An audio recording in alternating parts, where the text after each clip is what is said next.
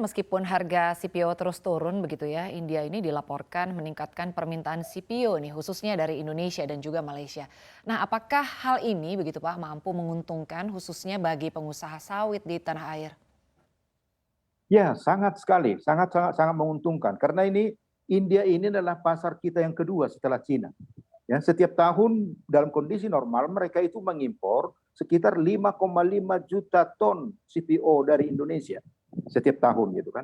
Nah, tahun lalu itu drop, itu hanya sekitar 3,6 juta ton. Nah, jadi dengan terjadinya recovery di apa namanya di India dalam tahun ini ya perekonomiannya, ya ini diharapkan ini akan memacu naiknya permintaan di India, apalagi pemerintah India sudah menurunkan tarif impor daripada minyak sawit, ya termasuk dari Indonesia.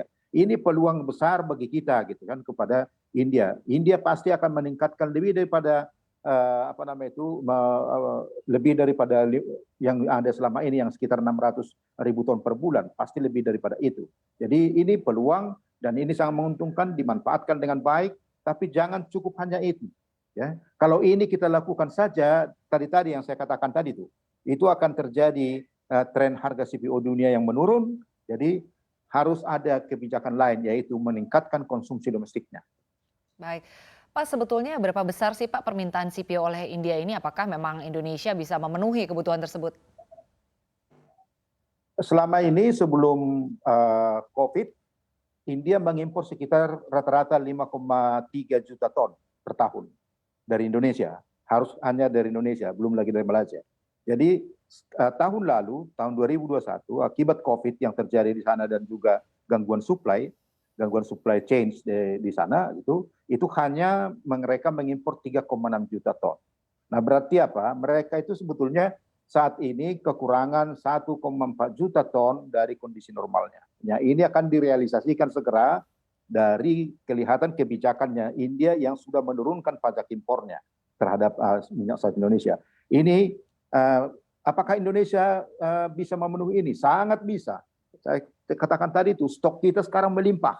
Produksi kita ini lebih baik daripada sebelum krisis. Jadi kita punya barang bagus. Nah, ini yang harus dikelola dengan baik kebijakannya, ya. Jadi memanfaatkan peluang ekspor yang ada, tapi jangan semuanya dorong sekaligus ke pasar dunia yang membuat nanti harga CPO itu turun gitu. Seperti itu. Baik, Pak itu kan tadi dari India begitu ya. Bagaimana dengan tingkat permintaan CPO asal Indonesia oleh negara-negara lain Pak? Nah, di China itu juga yang terbesar. Sebelum krisis mereka mengimpor 8 juta ton dari Indonesia sebelum COVID. Nah, sekarang ya dalam beberapa tahun ini setelah akibat COVID, mereka itu mengurangi impornya hanya kira-kira separuh. Demikian juga Pakistan, Bangladesh dan juga Eropa itu mengurangi waktu masa krisis COVID. Satu-satunya negara yang konsisten meningkat dari dulu sampai sekarang itu adalah Amerika Serikat. Ya. Sebelum krisis mereka hanya 1,5 juta ton. Sekarang tahun lalu itu sudah 2,1 juta ton impornya Amerika Serikat atas CPO Indonesia gitu. Jadi cukup besar peluang. Saya mengatakan demand kita belum recovery secara penuh, demand internasionalnya, stoknya masih menipis, hanya sekitar 60% dari kondisi normal.